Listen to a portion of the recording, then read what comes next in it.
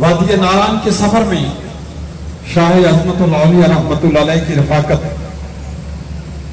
जिस तरह से उन्होंने सफर किया,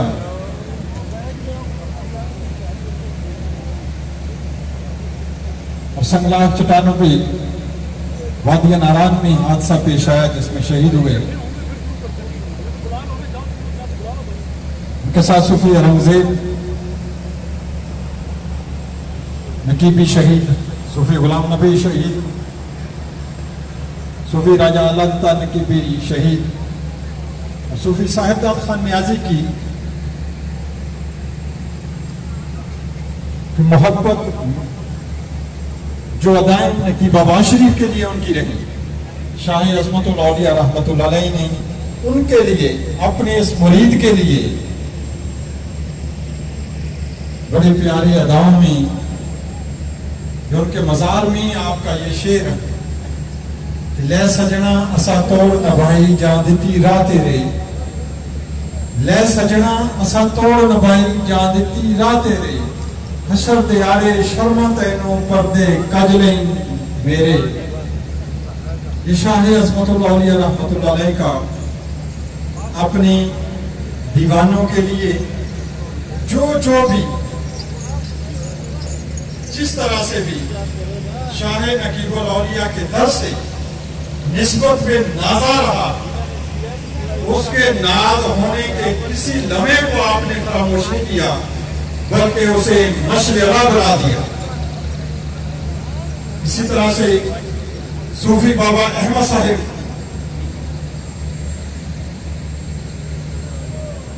जब बाबा का विसाल मुबारक के बाद सूफी मोहम्मद तफैल ने की दरबारी कवाल ने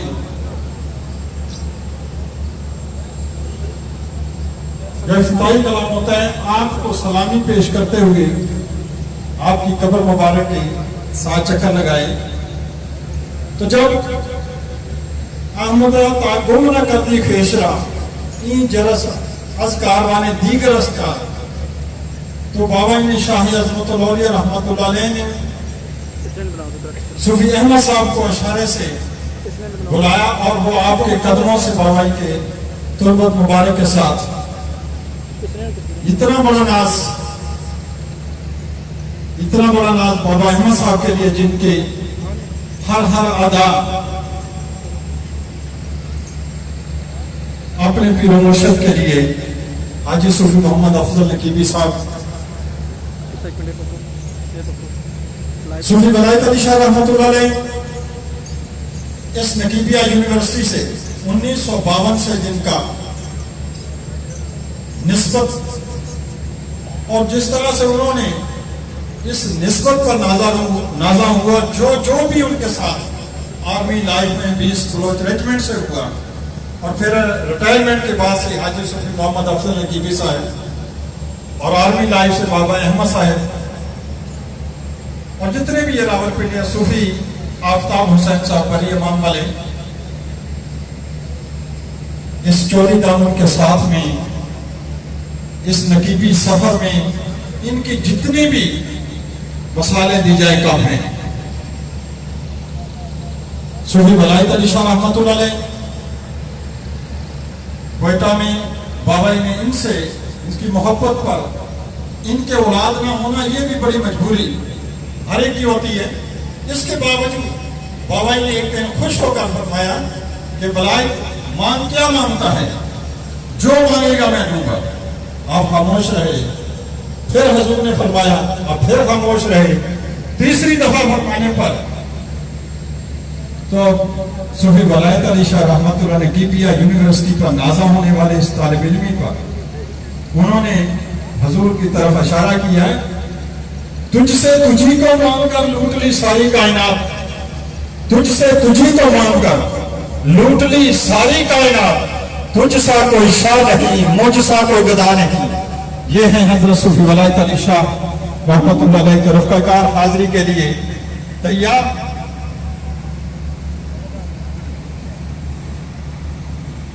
सूफी साहिबजाद खान नियाजी रहमतुल्लाह अलैह चौधरियां, ये खूबसूरत दीवान गाने मोहम्मद साहिबजादा मोहम्मद नसीर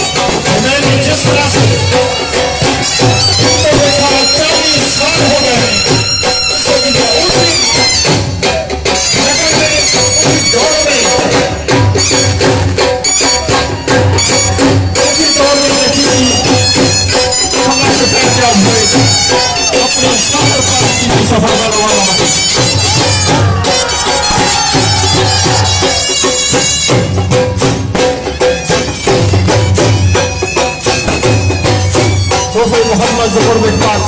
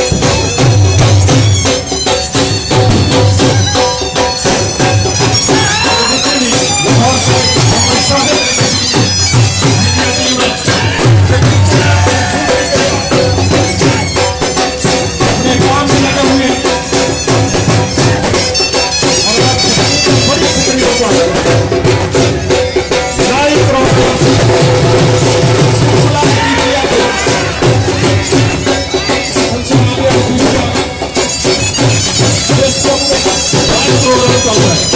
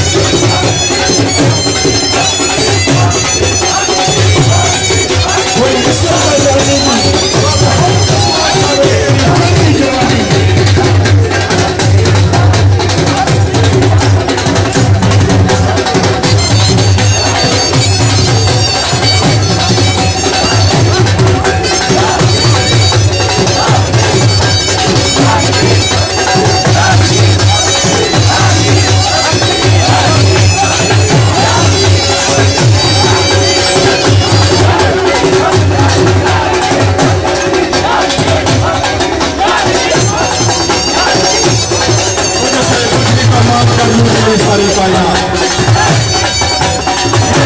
दिल्ली वाले सलाम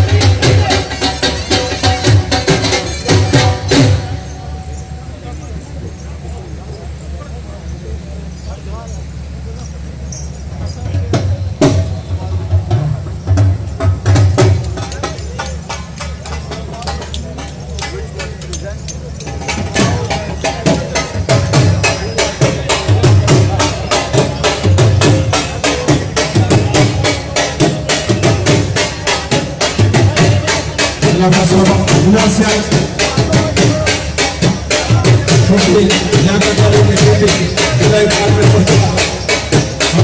Ya que